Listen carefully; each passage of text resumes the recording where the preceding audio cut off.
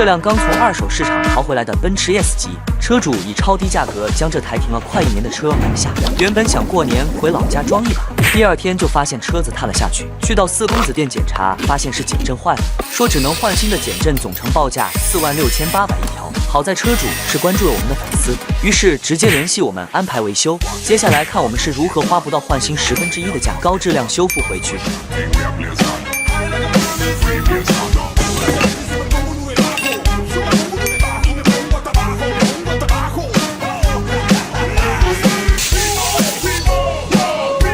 都看到这里了，不妨点个赞支持一下师傅。就这样不到半天的时间就可以修复好。